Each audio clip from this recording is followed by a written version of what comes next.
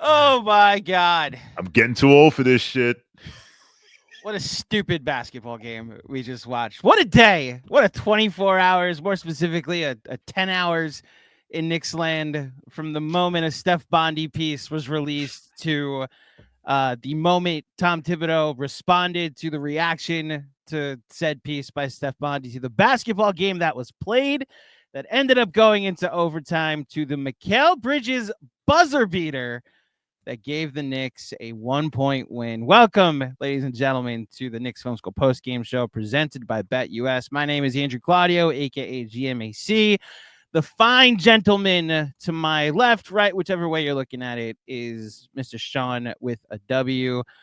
I thought we'd get the not important game, the Portland game, on the road trip when we were doing this together, and we ended up getting a pretty eventful one. Shawn, I wrote down notes for this game, and I want to just throw them out. Like, I have a shredder next to me. I might just shred them at a certain point. What a game. Just what a day, an evening of basketball into a night of basketball. What a wild game we just watched and witnessed. You know, when during the Laker game, when it went down to the last shot, which we missed, for days I thought about, like, the Knicks, like, aside from Trent Tucker, RJ Barrett, and like J.R. Smith twice, the Knicks never hit buzzer beaters. Yep. Never. And that is and every time we've gone in, every time I've seen the Knicks have a chance to win at the buzzer, it's like it's not going in. But for some reason, when that ball left his hands, I said to myself, that looks good. And to your point, I had notes. I wrote down so much notes. Some of them are still applicable, but just throw it all out. Like, they found a way to win, even though they looked for ways to lose, but they found a way to win, and that's all that matters. Look, I tweeted this out late in the fourth quarter because I leave this game half impressed by this very young Blazers team. Half impressed by, in that half is a very impressed by Scoot Henderson, who is starting to figure it out in year 2 of his career. And the other half, both missing Jalen Brunson and frustrated by a Knicks team who, look, there was some execution stuff. There's some Josh Hart, Tom Thibodeau stuff that will come up. But at a certain point, I tweeted out, just find a way to win. Just find the path to the W, however you got to get there. Because, yes, the details matter, and we're going to talk about the details tonight. But the big picture is the Knicks are now 2-2 on this road trip, a very brutal road trip that has taken them all across the Pacific Coast. And now they get to go to Golden State on Saturday, a team that's rolling at the moment. They do get 2 days off. But if you leave this road trip 2-3, it's at least respectable, and you lost your captain midway through, and then the schedule lightens up significantly. And look, I'm not going to write Saturday off as a loss. Maybe you win on Saturday, and it's a 3-2 road trip, especially after losing your captain. But as far as tonight is concerned, the big story, both before and after the game, Mikal Bridges, ladies and gentlemen. Mikal Bridges finishes with 33 points on 21 shots. His final line, 33 points, 4 rebounds, 4 assists, a steal, a block, 2 of 4 from 3. Obviously, the second one was very big. A basketball game in which there were 42 lead changes, Shawn, the most in the NBA this year. Thank God it wasn't 43. 42 and only 42. Both on the defensive end. Oh, we should mention, because of what happened before the game, only 41 minutes for Mikal Bridges. So there you go. He listened. Tibbs was all right, fine. You don't want to play a lot of minutes. I won't play you 47 or 48. You get 41. That's it. I just, what do you say about the fact that, of course, this ends on a Mikal Bridges 3? I mean, the basketball gods have a sense of humor sometimes. And again, the Knicks don't hit buzzer beaters to win basketball games. But listen, we saw the Mikal Bridges tonight is if you want to say we saw the Brooklyn Bridges tonight, the guy that's like, all right, you're gonna be your lead creator, you're gonna be our initiator, you're gonna be the guy that makes it happen. That's the guy we saw tonight. I think that would have happened whether he opened his mouth or not tonight to the scrum. When about his comments, which I'm sure we'll touch on. I'm sure if we don't touch on it later, the super chatters absolutely will. Oh, they will. Yeah, they will. But the funny thing, I'm trying to look up here because at one point, how long did Mikal Bridges have 5 fouls? Because he got his 5th foul late in the 4th quarter. It was a touch foul under 2 minutes. I believe it was on Scoot. That's what prompted me to tweet out that for a game where you've largely let everything go, yes, they called some soft fouls down the stretch. And the Knicks actually end up catching a break. So for me to complain about the officials, which I thought they had the officials had an off night. Both teams were playing an aggressive game. So I get that you can't call everything. But they just decided at a certain point they were going to let them play, which is like, all right, fine. This is just going to be a dogfight. And then we got some contact fouls down the stretch, like some ones that were not being called, which is funny because in regulation they were called. And then in overtime, they largely choked on the whistle. I thought that the Scoot play where both Deuce McBride blocks of Scoot Henderson were going to be called fouls. And they let them play. But that's when Mikal got his 5th foul, around a minute and a half, 2 minutes left in the 4th quarter. What if I told you he got his 5th foul with 5 minutes and 7 seconds left in the 4th quarter? Really? It was that early in the 4th quarter? I literally have the play-by-play, and I search for Bridges, the word Bridges, and I'm just looking, and I'm like, at 5:07, Mikal Bridges shooting foul. And then everything else I say is jump shot, free throw, assist. I'm wrong. He basically played the last 10 minutes and 7 seconds of the game with 5 fouls. And I bring that up because as I tweeted about after the Laker game, Luka played the last 6 minutes and 39 seconds with 5 fouls. There was a touch foul that found near the end of regulation against Mitch. That let them tie the game. I thought that was like, again, if you're gonna let them play like that, why are you calling that now? Yeah.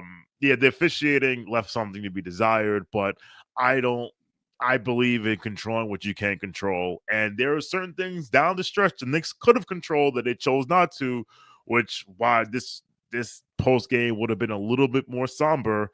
I'm looking at you, number 3. But hey, look, at the end of the day, they found a way to win. And for all the stuff that we've heard about this year, about this team compared to last year's team, and last year's team being gritty and grinding out wins and finding ways to win, and this team wants to be finesse, and if it looks tough, they let go of the rope.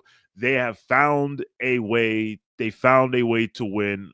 They found a way to win. Well, one game they found a way to win because the Sacramento Kings, after like a quarter and a half, was like, you know what, we're done here. Yeah. But they found a way to win tonight against a Portland team that since that is not they're not your 2024 Portland Trailblazers. They're not the Portland Pivots. That again, and I'm gonna give a big shout out to Danny Moran because if you listen to the pregame show, everything he said manifested itself in his game tonight, including this team will take it to you every step of the way. And if you don't match their energy and if you don't match the effort, they will take care of you. And the Knicks, and we'll get to it. There were a couple plays where I'm just like, dog, you can't let them do that. But they found a way and they got the W. So last 10. Actually, we'll go further. The buzzer beaters of this century. We obviously go back to January 6, 2022, RJ Barrett against the Boston Celtics. The 2 previous ones were about a month apart. Both by J.R. Smith, December 5th against the Hornets, December 26th against the Phoenix Suns. Then you got to go back to 2007, Stevie Franchise with a big buzzer beater during the first Isaiah Thomas year. I remember him standing on the scorer's table and thinking that this was like a big moment and turned out to be the last moment of the decade that would matter for that Knicks team. Then back-to-back notable ones in 2006. They were, and I say back-to-back because they were literally back-to-back games. Stephon Marbury on December 18th with a layup on a outlet. So he went like full court. It was like the full court. Deron Williams, shout out if you remember that, old heads, hits a 3-pointer to put the Jazz up by 1 at the Garden, and Marbury releases on the baseline, and David Lee hits him, and he's now in transition with like 3 seconds left, and he lays it up and in at the buzzer for the win. And then speaking of David Lee, the next game against Charlotte, the 0.1 tip in from David Lee, maybe the coolest buzzer beater that you could ever hit, goes in. Then you get a No, that's it. Then there's Nate Robinson. There's Michael Sweetney.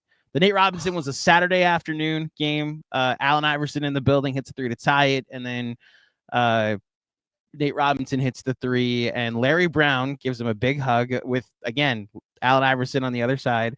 You get a Mike Sweetney buzzer beater, a Tim Thomas buzzer beater. Shout out to the broadcast tonight. Jamal Crawford with a buzzer beater. And then you got to go back to the 90s when John Starks hit one for the last one. So to your point, it's about like 9 buzzer beaters this century for this team.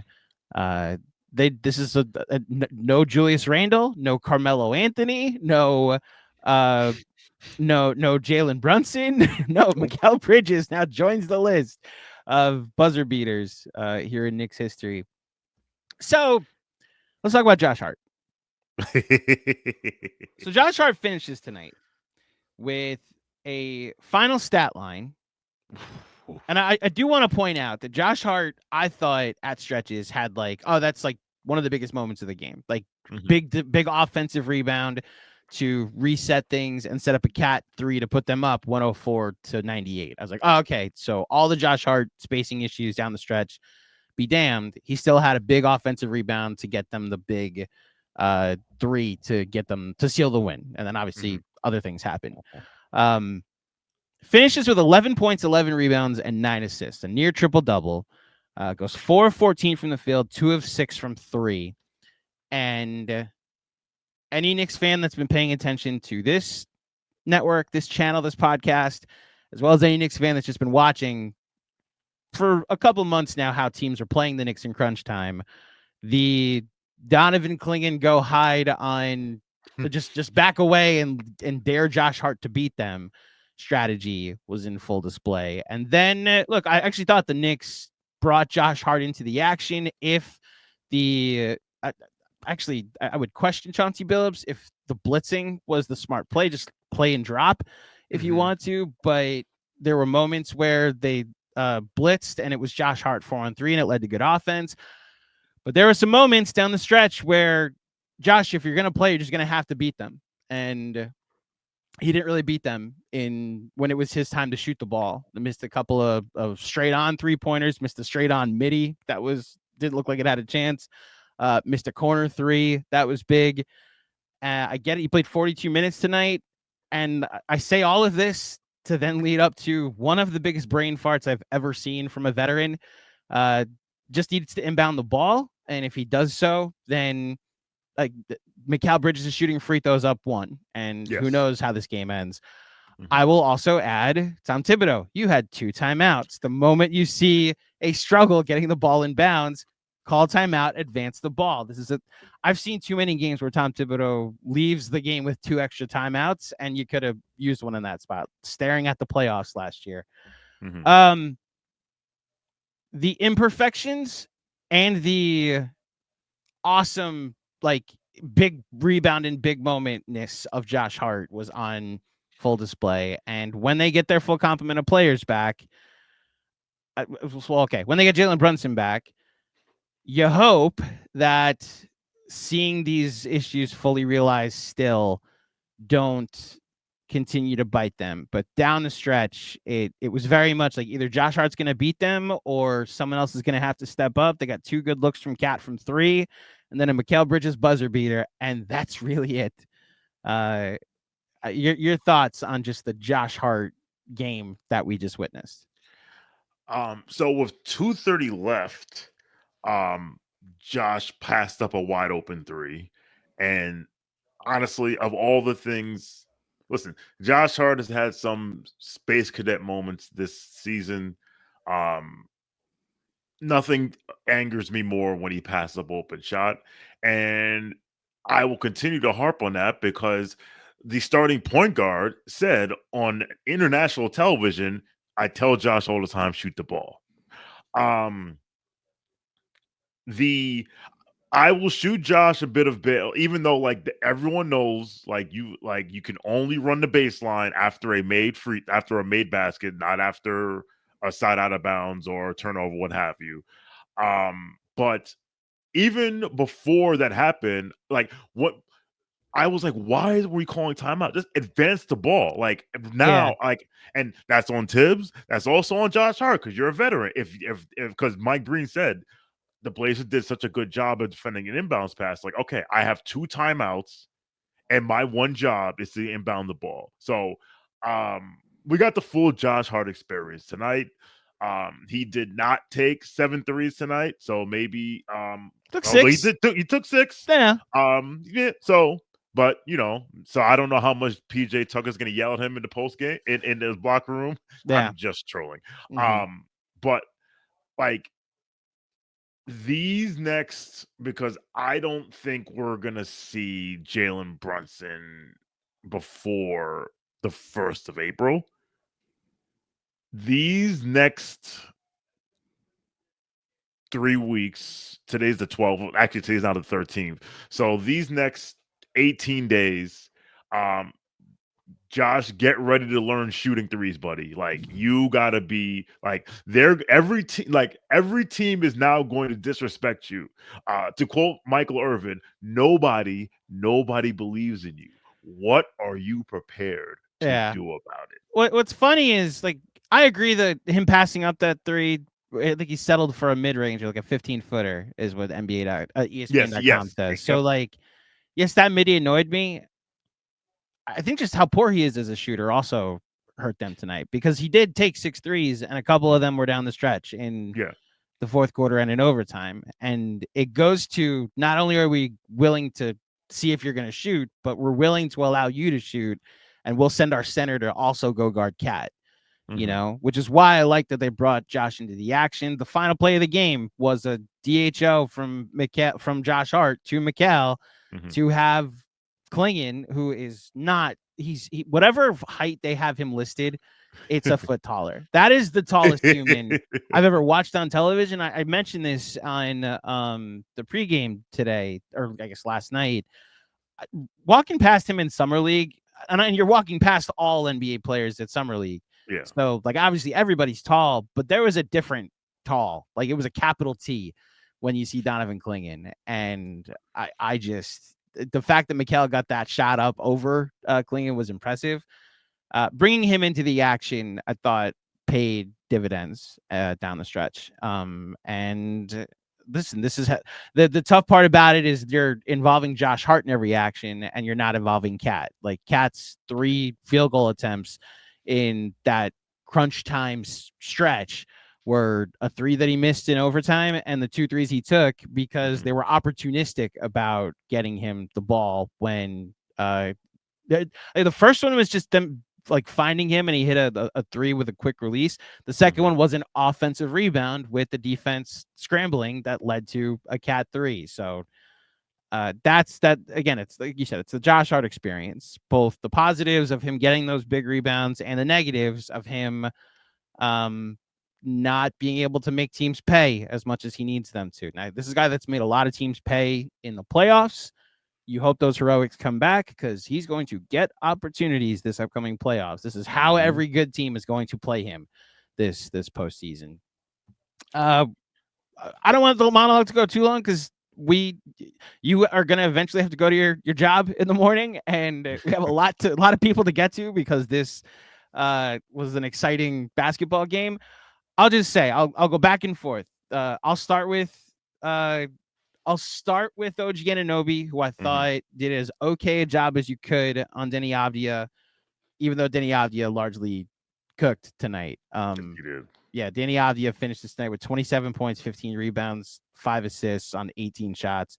Anunoby finishes on 23 points, 7 rebounds, 3 assists, 8 of 20 from the field. I thought he showed a little fatigue at the end with the some of his jumpers. Like he overshot one and then missed a couple. I think he was at one point he was 3 of 5 from 3, finished 3 of 8.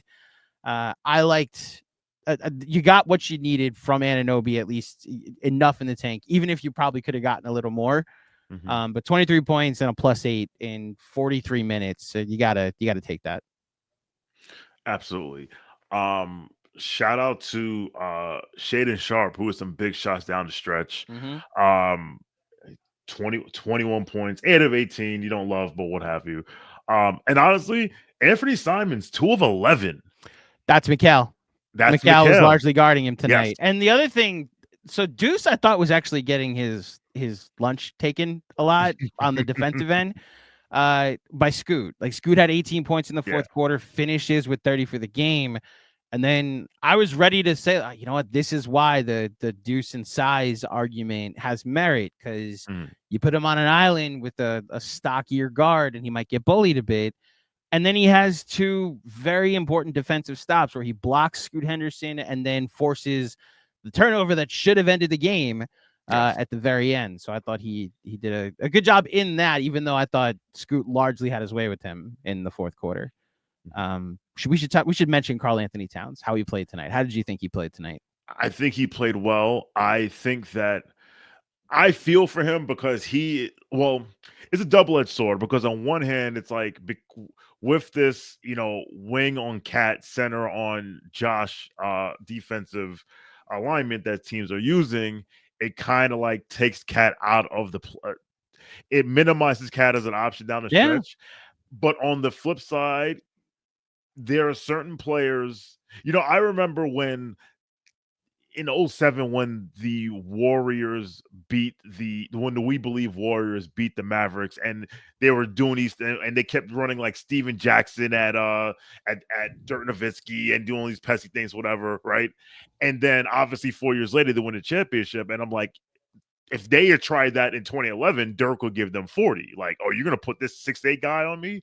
And part of me is like, Cat, you got to figure out a way to punish them for putting a 6'7" or 6'8" guy on you when you are 7 feet tall. So it's a double-edged sword. But I thought he played well tonight. He had a big block down the stretch. Again, when he hit that second 3 that put him up 6, I thought the game was over. But we will have to find a way to make sure that teams cannot just neuter Cat offensively just by putting a wing on him. And part of that's on Tibbs, part of that's on Karl-Anthony Towns, and part of that is on Josh Hart to say, like, hey, we can't let them get away with it. Yeah. It's a team effort. I agree. I would start with Tibbs and say, you got to scheme this. Yes. But it also goes to like your captain, like your point guard has to figure out ways to get Cat in the action as well, to run the offense. And look, the way Josh Hart makes this a thing is if they're going to bring your center over to Josh Hart, you're going to be open a lot, dude. Like, make him pay. Yeah. Be a willing shooter, be an accurate shooter for sure, but it's what Nick Nurse did in the playoffs last year. And he had 3 consecutive games, 1, 2, and 3, where he hit 4 threes, and then hit the biggest 3 of the series where he sent them home. So yes, listen, we know the game plan. This is a sign of things to come, Knicks fans. I thought Cat, for what he had tonight in 39 minutes, to be a +12, 21 points, 12 shots. Those, again, to your point, those 2 threes, I thought, oh, okay, curtains, like the biggest shots of the game when we needed it. So shout out to Cat tonight. It was a topic of conversation all afternoon, and we'll end with this. The bench playing as many minutes as they did. We saw a Precious, Mitch, Josh Hart lineup at one point in the second quarter. Now, I'm going to perceive that Tom Thibodeau, because Precious didn't play in the second half, just recognized he's shorthanded. And if this game ends in regulation, nobody plays more than 37 minutes. Yes. I guess 38. OG would have had 38. He actually wanted to stretch out his bench minutes just in the second quarter to, like, hey, just survive this so I can play my guys as much as possible in the second half. And ironically, Landry Shaman played 20 minutes tonight. Cam Payne got up to 15. Mitchell Robinson, I believe, his highest minute total of 19 minutes tonight. And then Precious with a -4 in 9 minutes, where I thought he was, again, just out there to be a water break for his Yeah. guys. And with some better execution, with a minute left up 6, you're probably staring at a win where that strategy doesn't completely cost you.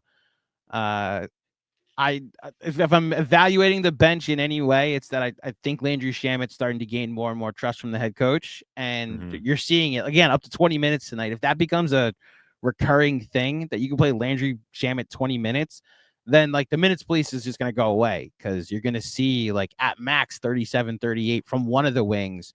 But you'll have a balanced bench attack. So Landry Shamet would be my takeaway from the bench unit tonight. I agree with you. I think like a couple of his shots looked good. He looked confident. He looked like he looked like he wanted to get to his spots. And it's like it's the chicken or egg theory. Is like, is he more confident because he's getting more minutes, or is he getting more minutes? Is getting more minutes leading him to be confident? But whatever, it's working, right? We have yelled and begged and pleaded for Tibbs not just rely on 8 guys to play 9, and he did. Shout out to Kevin Danishevsky during the halftime with John. He had changed his name in the Zoom to No More Precious Minutes, and John actually said that he didn't think that we see Precious in the second half, and I agreed, and that was the case. But listen, I'll say this: I think it's somewhat problematic that your backup point guard wasn't getting more minutes when your main point guard is out. Now, does this mean that Campaign should play 32 minutes? No, but if he is playing, like, he shouldn't be playing the same amount of minutes beforehand, especially if we all know you're talking about Campaign backup point guard. Okay, yeah, because we all know that Deuce is a wing in a point guard's body, that sometimes him getting us into the offense doesn't go as well as planned. So again, I'm not saying we should play Campaign 35 minutes a night or make him the starter or whatever, but play him more. And again, it's a chicken or egg thing. Do they play more because of confidence, or is the confidence leads them to play more? But it was good to see Landry Shamet I'm with you. That was the biggest takeaway, because he looked confident. I think Jamal Crawford even said it during the broadcast. Like, he looked like he knew where his spot was. He worked to get there, and he got there, and he shot the ball confident. So hopefully we can see some of that. Hopefully we'll see more of that down the stretch. And then when Brunson comes back, hopefully it's not all right. Limit is back to 9 minutes a game. We can see more of that. Like, this team this team could use a strong 9-man option rotation in the playoff. Not like, we know in the playoffs, you know what Pat Riley says: bring 9, play 8, trust 7, whatever. Hopefully options are always a good thing. Yeah, I guess the only other way to get Campaign more minutes, I mean, like, it's start him and just put a cap on him at like 25 minutes, and like you start, Deuce closes. You could, instead of Precious minutes, you can go to Tyler Kolek, and just kind of, you'd have to start one of them. Look, I have heard of the argument that, and this was the thing that led to the kerfuffle on Sunday's pod about Tyler Kolek, that because they've identified Deuce as an off-ball 2 guard, starting him at point guard is misguided.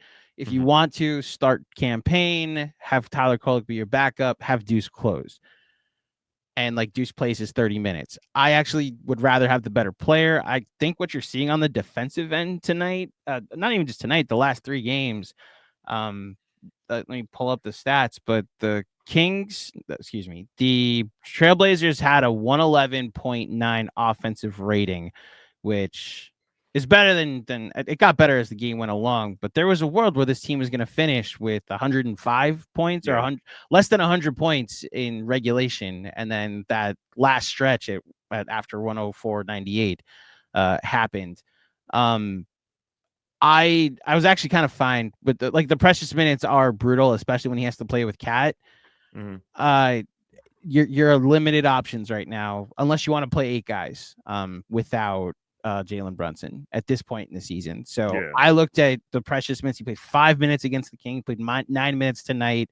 These are backup minutes. Like, you're basically looking for him to give your starting center enough of a breather that he doesn't have to play the entire second half.